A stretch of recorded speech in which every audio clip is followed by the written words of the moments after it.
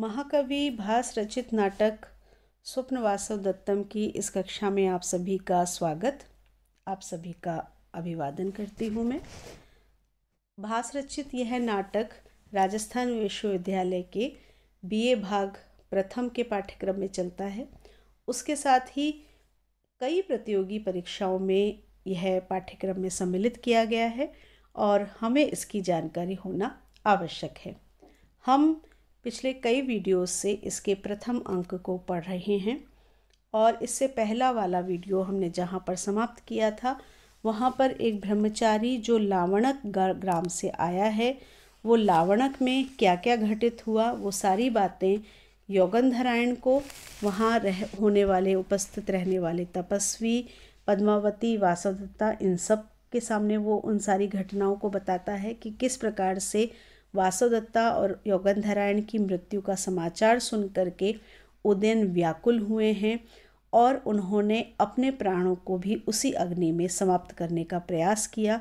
किस प्रकार से रुमणवान ने बहुत प्रयत्न से उनको संभाला है, वो लगातार उनकी देखभाल कर रहे हैं।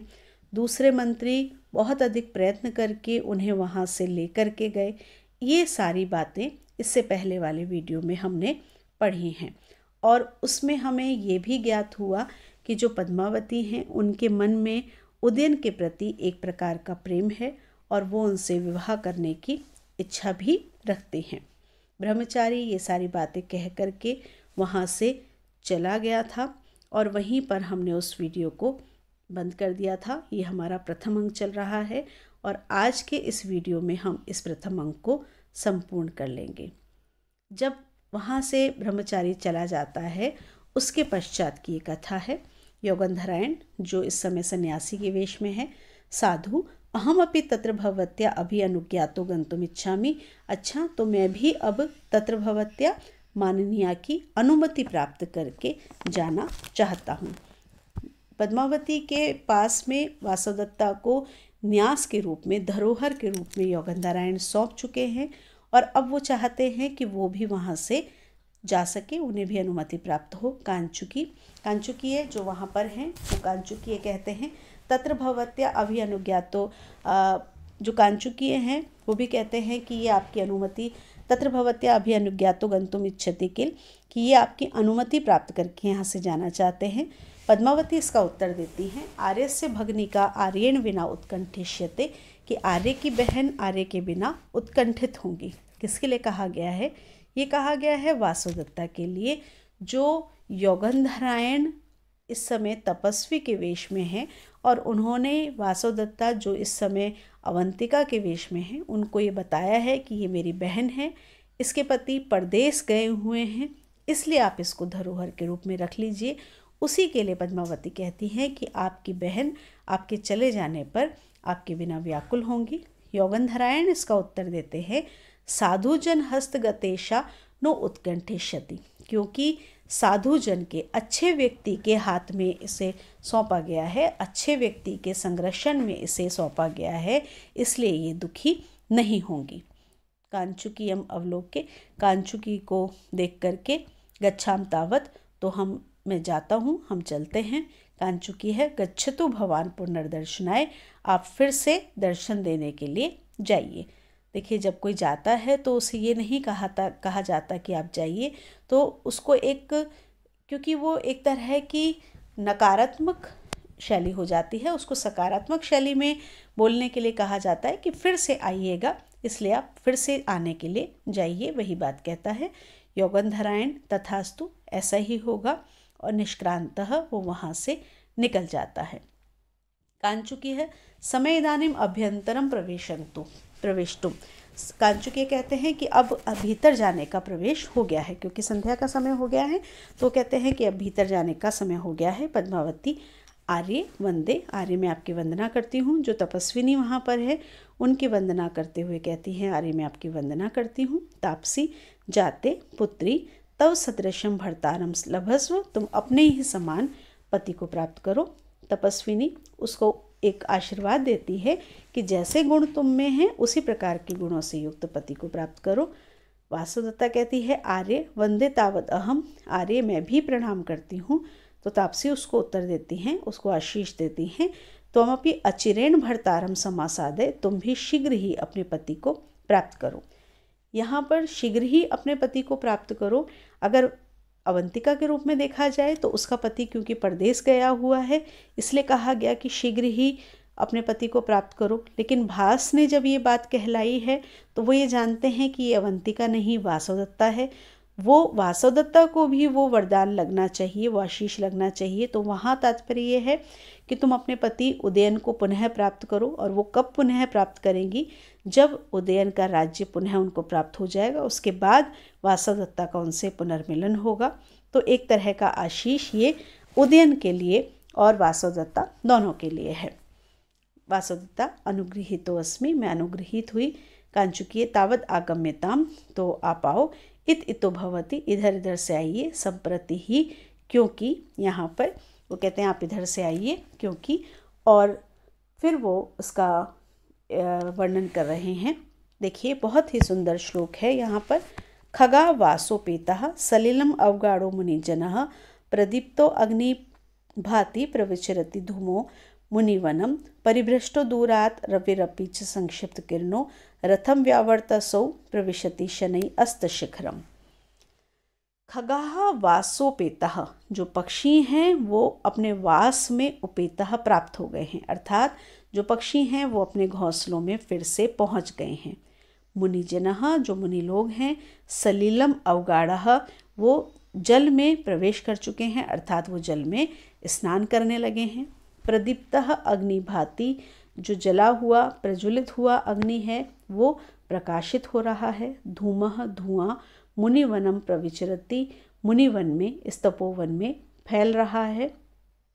दूरात् परिभ्रष्टः, दूर से, परिभ्रष्टः गिरा हुआ, संक्षिप्त किरणः, अपने किरणों को समेटे हुए, असौ रवि, यह सूर्य, अपि भी, रथम व्यावर्त्य, रथ को फिर से लौटा करके, शनै, धीरे धीरे, अस्त शिखरम, अस्ताचल की ओर, प्रविशति, प्रवेश कर रहा है। संध्या का समय हो गया है और उन्होंने कहा कि क्योंकि दिन ढल रहा है इसलिए हमें अंदर चलना चाहिए, और वो उस संध्या के समय का वर्णन कर रहे हैं। बहुत ही सुंदर और बहुत ही स्वाभाविक वर्णन किया है। पक्षी अपने घर लौट गए हैं, अपने घोंसलों में लौट रहे हैं। जो पक्षी होते हैं वो संध्या के समय, जो दिन भर वो बाहर निकले होते हैं अपने घोंसलों से, संध्या के समय वो पुनः अपने घोंसलों में लौट आते हैं। तो उन्होंने कहा कि पक्षी अपने घोंसलों में लौट रहे हैं। दूसरी बात कही, मुनिजनः सलिलम अवगाढ़ः, जो मुनि लोग हैं उन्होंने स्नान करना आरंभ कर दिया है, क्योंकि संध्या के समय उन्हें यज्ञ करना है और यज्ञ से पहले पवित्र होने के लिए स्नान करना होता है। तो उन्होंने कहा कि उन्होंने स्नान करना प्रारंभ कर दिया है। प्रदीप्तः अग्नि भाति, मतलब प्रज्वलित अग्नि प्रकाशित हो रहा है कि यज्ञ का जो अग्नि है, यज्ञ की जो वेदियां हैं वो प्रज्वलित हो गई हैं, उनका जो अग्नि है वो प्रकाशित हो रहा है। और क्योंकि यज्ञ की अग्नि प्रज्वलित हो गई है तो इस तपोवन के चारों तरफ धूमः प्रविचरति, धुआं फैल गया है, धुआं भी दिखाई दे रहा है। दूरात् परिभ्रष्टः संक्षिप्त किरणः असौ रवि, और ये जो सूर्य है ऐसा लग रहा है कि उसने जब सुबह आकर के अपनी किरणों को दूर दूर तक फैला दिया था, उन किरणों को वो वापस से समेट रहा है, और समेट करके उसने अपने रथ को वापस से अस्ताचल की ओर लौटा लिया है। जैसे कोई फेरी लगाने वाला सुबह के समय आया है और आकर के उसने एक चौक के बीच, एक मोहल्ले के बीच अपने सारे सामान को फैला दिया है। संध्या समय जब वो जा रहा है, जब सब ने देख लिया है उसका सामान, तो वो अपने सामान को समेट रहा है और समेट करके वो वापस अपने घर की ओर जा रहा है। उसी तरह का वर्णन यहाँ पर सूर्य के लिए किया है कि जो सुबह आकर के अपनी पूरी किरणों को जो चारों तरफ उसने फैला दिया था, मानो अब उन किरणों को वो समेट रहा है, और समेट करके अपने रथ को, क्योंकि सूर्य एक रथ पर सवार होता है, उस रथ को लौटा करके वो अस्ताचल की ओर जा रहा है।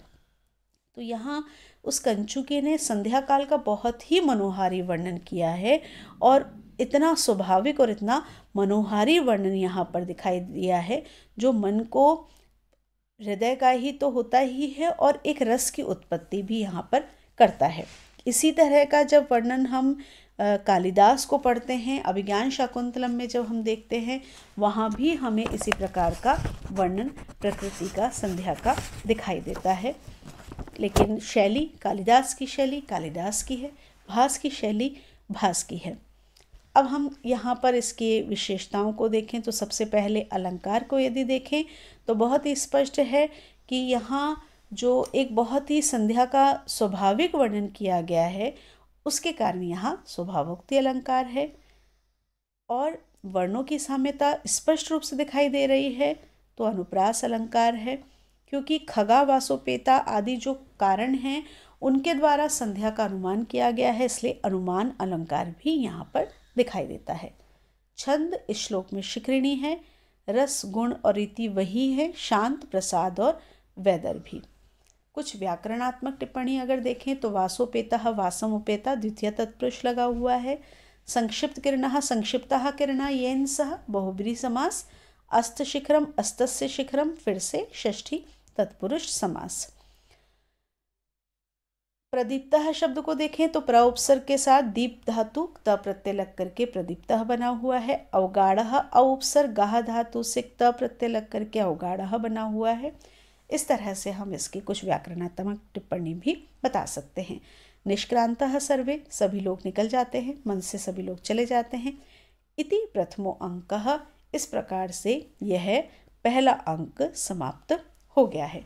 जब अंत में सब पात्र निकल जाते हैं तो उसको अंक कहा जाता है। इस तरह से जो नाटक के लक्षण बताए गए हैं उसमें बताया गया है। तो ये हमारा पहला अंक समाप्त हो गया। अगर हम संक्षेप में प्रथम अंक की बात करें तो हमने प्रथम अंक में ये देखा और कुछ बातों से समझा कि राजा उदयन की जो पत्नी है वासवदत्ता, योगंधरायण उनके मंत्री हैं और योगंधरायण की योजना के अनुसार वासवदत्ता और योगंधरायण जल करके मृत्यु को प्राप्त हो गए हैं, ऐसी एक सूचना फैलाई गई। उस सूचना के कारण उदयन बहुत ही दुखी हुए हैं, बहुत ही विलाप कर रहे हैं। योगंधरायण तपस्वी के वेश में और वासवदत्ता अवंतिका के वेश में, ये दोनों तपोवन में आए हैं जहाँ पर पद्मावती हैं। पद्मावती राजकुमारी हैं और मगध की राजकुमारी के साथ में राजा उदयन का विवाह होगा, ऐसा पहले कुछ भद्र पुष्पक भद्र आदि ज्योतिषियों ने भविष्यवाणी की है। उस भविष्यवाणी के आधार पर ही ये सारी योजना बनाई गई। इस योजना का कारण ये है कि उदयन क्योंकि वासवदत्ता से बहुत अधिक प्रेम करते थे, लेकिन उनका जो प्रेम था वो आसक्ति में बदल गया था और उन्होंने अपने राज्य की ओर ध्यान देना बंद कर दिया था। ये इस घटना में हमने नहीं देखा है, उससे पूर्व की ये भूमिका है जिसको हम यहाँ पर जोड़ रहे हैं। और क्योंकि उनकी आसक्ति का लाभ उठा करके उनका जो शत्रु है उसने उनके राज्य को उनसे छीन लिया है, उस राज्य की पुनः प्राप्ति करनी है। उस पुनः प्राप्ति के लिए सेना का जो बल है वो बढ़ाना है। उसके लिए मगध राज की पुत्री से यदि विवाह होता है तो उनकी शक्ति भी मिलती है और पुष्पक भद्र आदि ज्योतिषियों ने ये बता रखा है कि मगध राज की पुत्री से उदयन का विवाह होगा। इसलिए योगंधरायण के द्वारा ये योजना बनाई जाती है कि वासवदत्ता को उनसे अलग किया जाए और अलग करने का एक ही तरीका है कि ये समाचार फैलाया जाए कि वो मृत्यु को प्राप्त हो गई हैं। अब वासवदत्ता को किसके संरक्षण में रखा जाए तो वो तपोवन में आते हैं और वहाँ उनका मिलन पद्मावती से होता है। पद्मावती ये पूछती हैं कि किसे क्या चाहिए, मैं दान देना चाहती हूँ, और उसी अवसर का लाभ उठाते हुए योगंधरायण ये कहते हैं कि मैं चाहता हूँ कि मेरी बहन को आप धरोहर के रूप में रख लें। पद्मावती इस बात को स्वीकार करती हैं, वासवदत्ता को अपने पास रखती हैं जो अवंतिका के नाम में है। उसी समय वहाँ पर एक ब्रह्मचारी आता है जो लावणक ग्राम से आता है। लावणक वो गांव है जहाँ पर योगंधरायण और वासवदत्ता के जलने की घटना हुई है। वहाँ से वो आता है और वहाँ उदयन उन दोनों के जलने के खबर के बाद उदयन की जो स्थिति हुई है उस स्थिति का वर्णन करता है और वो सब बातें बता करके वो वहाँ से चला जाता है। तो अब तक की जो प्रथम अंक की घटना है उसमें हमने ये देखा कि योगंधरायण ने वासवदत्ता को पद्मावती के हाथ में सौंप दिया है, उनके पद्मावती के संरक्षण में रख दिया है और वो वहाँ से चले गए हैं क्योंकि अब उन्हें आगे का कार्य करना है। वासुदत्ता की तरफ से वो निश्चिंत हो चुके हैं, इसलिए अब वो वहाँ से चले गए हैं।